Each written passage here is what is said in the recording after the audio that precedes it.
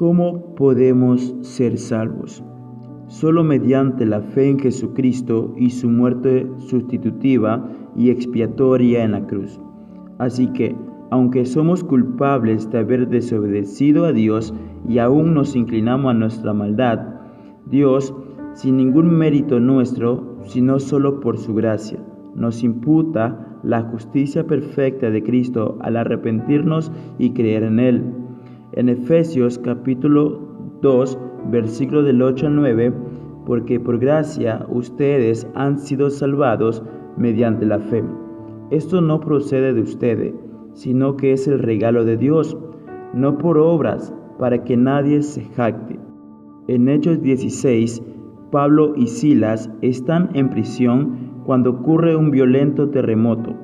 Los prisioneros están escapándose y el carcelero despierta en completo asombro al ver a todos los prisioneros huyendo. El carcelero está por suicidarse y Pablo lo detiene. El carcelero hace esta famosa pregunta: Señores, ¿qué tengo que hacer para ser salvo? Pablo le da una respuesta bíblica corta y absolutamente hermosa. Cree en el Señor Jesús, así tú y tu familia serán salvos. ¿Qué tengo que hacer para ser salvo? No hay pregunta más importante en esta vida o para la venidera. La respuesta a nuestra pregunta del catecismo provee un maravilloso resumen de lo que significa tener fe en Cristo, el tipo de fe que salva, y como Dios salva mediante la fe. Este resumen contiene dos palabras clave. Primero, la primera palabra, solo. Solo mediante la fe en Jesucristo. Verás, no sería terriblemente controversial hablar sobre la fe.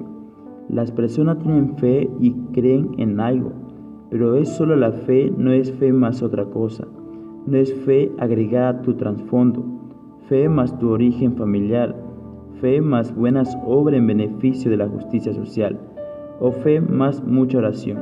Es solo fe, y solo fe en Jesucristo. Muchas personas se jactan de su fe y dicen: soy una persona de fe, o tienes que tener fe, pero la fe en sí misma no significa nada. Es el objeto de nuestra fe lo que nos salva. No se trata de ser una persona que tenga fuertes creencias, que sea sincera o que tenga una creencia mística en las cosas espirituales. Esa es la fe en Jesucristo lo que salva. Él es el objeto de la fe que salva. Lo que nos salva es el objeto de nuestra fe y ese es Jesucristo. La fe es solo un instrumento, no es la buena obra que Dios ve y dice: bueno, no tienes mucho que ofrecer, pero tienes fe, y eso sí me gusta. No, la fe es lo que nos une a Cristo y luego Él nos salva. Es el objeto de la fe lo que importa. Al crecer en un lugar frío de nuestro país, solía ir a patinar sobre el hielo y jugar hockey. A veces probaba con la punta de mi pie la primera helada del año y me preguntaba: ¿será este hielo lo bastante grueso? Alguien más podría ya estar patinando libremente y con mucha fe en el hielo, mientras yo voy caminando de puntillas, resistiéndome a pisarlo firmemente. ¿Qué es lo que nos da seguridad? No es la cantidad de fe, por bueno que sea tener más fe, sino el espesor del hielo. Lo que nos salva es el objeto de nuestra fe, y ese es Jesucristo. Así que es solo a través de la fe en Él.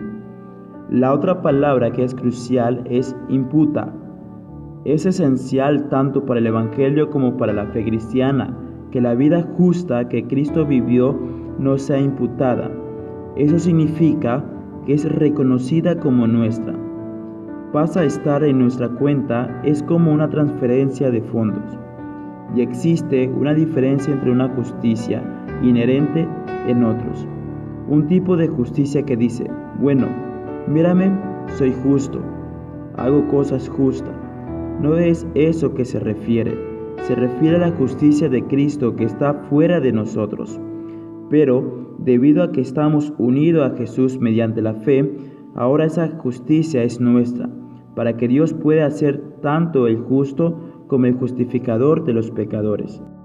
Ese es el problema en Romanos 3, y esa es la buena noticia del Evangelio, que a pesar de que somos pecadores, Dios nos justifica, y no lo hace agitando una varita mágica o diciendo que el pecado no es importante. Es porque pertenecemos a Cristo y porque su justicia es nuestra justicia, para que Dios pueda ser justo y nosotros podamos ser justificados.